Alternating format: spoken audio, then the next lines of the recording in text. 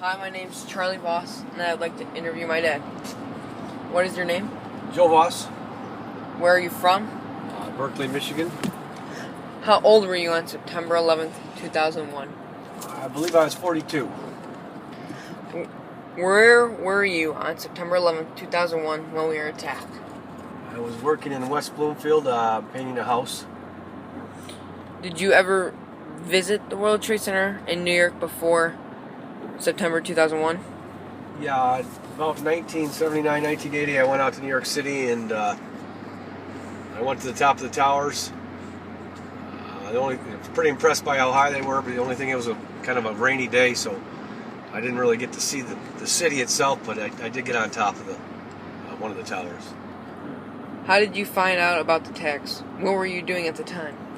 I was painting the house. It was pretty early in the morning. We'd been there about a half hour, and then your mom called me and said that she was watching the news. She was pregnant with you.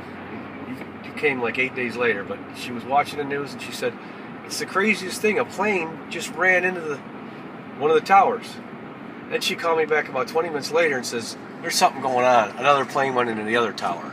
And that's when I knew something was up. What were your first feelings, emotions when you heard about the attacks? Geez, I was just confused and got a little bit concerned. What was your most vivid memory of that day? Well, I remember going and knocking on the people's door that I was working on, because we were working outside, and I told them, "Turn the TV on. Something bad's happening here, and you got to know what's going on here." But more so, the most vivid memory was when I came home that night and watched the tape of those planes hitting. Or one was, the fuselage was sitting went right through the tower, and the other one they showed hitting the tower. And another very vivid memory was watching people jump off the tops of these towers straight to their death. It was just, I don't know, it stuck in my mind. Were you afraid for your safety or the safety of your family? No, not really. I just, I kind of, it was shocking, and it was a little unsettling, but I kept working, and I just, I thought, well, at least it's far enough away. And after a while, it seemed like things calmed down a little bit. So, not real fear. Were you personally connected to anyone in the towers, Pentagon, or planes? No, I wasn't. What do you remember about the nation and its leaders when they came together in the days following September 11th? I remember President Bush getting out there, going down to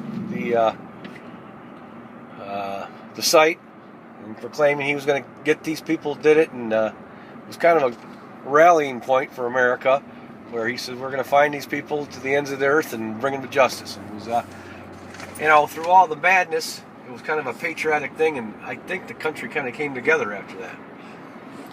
Did you go to the World Trade Center site after the attacks?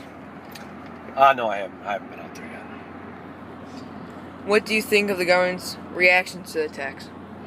I think all in all, it was something new. We'd never been attacked other than Pearl Harbor on our land. So I think the reaction was good. I they handled it good. It kind of calmed everybody down, because it was chaos. I remember the stock market went crazy. They shut the stock market down for 3 or 4 days, I believe. I don't remember the exact time, but it caused not only it caused financial chaos. We were a little worried about everything. But do you agree with the decision to invade Afghanistan? Why? Yeah, I think it was a good idea, because that's where all these terrorists were getting trained at. And it was kind of a lawless country at the time. Still is a little lawless. And if they said they're going after them, then that's where they're at, and so I was behind that. Do you agree with the decision to invade Iraq? At the time I thought it probably was a decent idea, but, I think people had some bad information. I'm not sure George Bush would have done it the same way if he had a chance to do it over again, because there was information that there was weapons of mass destruction there, and that turned out not to be the case. So, again, I give him some leeway, because it was, and I don't think he had any evil intent. I hear people say, he just did it to get Saddam Hussein because Saddam Hussein tried to kill his dad. I don't believe that. I don't think he would put people in harm's way over that. But it might not have been the best decision in hindsight. Do you support the additional security at airports? Explain.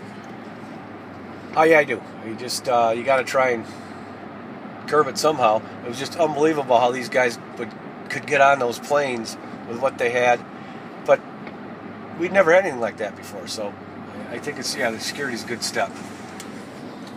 Do you believe the government should be able to listen to phone calls or read private emails in order to fight terrorism?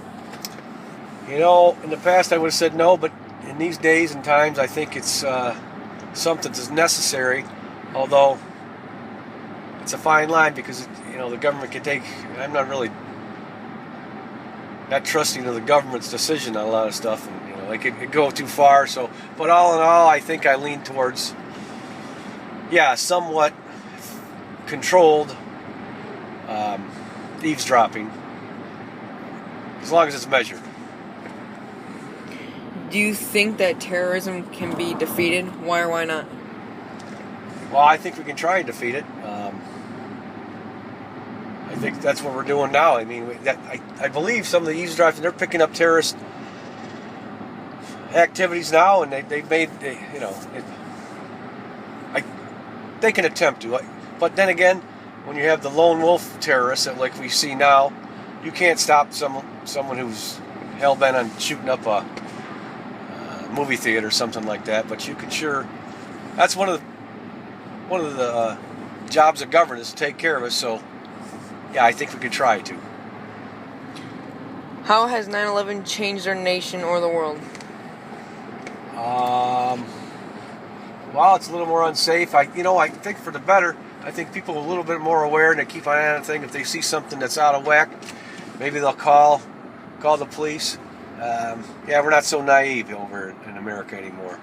And as far as the world, I'm not quite sure, but I think everybody's just a little bit more, if not on edge, at least aware of what's going on more. Why do you think it's important for students to learn about September 11th in school? I think they should be reminded of what happened. I mean, kids your age weren't even around. I mean, or right around it, or maybe a baby or something like that. It's something that was a terrible thing, and it should be reminded of it and to be aware. Do you think it should be part of history lessons? Yeah, I think it's a very important part. Sometimes I hear that some teachers don't even bring it up. That kind of rubs me the wrong way. They're trying to, say it didn't happen, or I'm not quite sure, but I think it's important. Do you think it could have been stopped? Again, this is all hindsight, but some of the things you hear where these terrorists were taking plane lessons and not learning how to land. You would think that would be a red flag for someone to say, hey, these guys from different countries are coming in and flying these planes and not even learning how to land. That should have been a red flag, I think. So I don't think it could have been stopped, but there could have been a little bit more, I think, yeah. All right, thank you for your time, and thank you for the interview. You're welcome.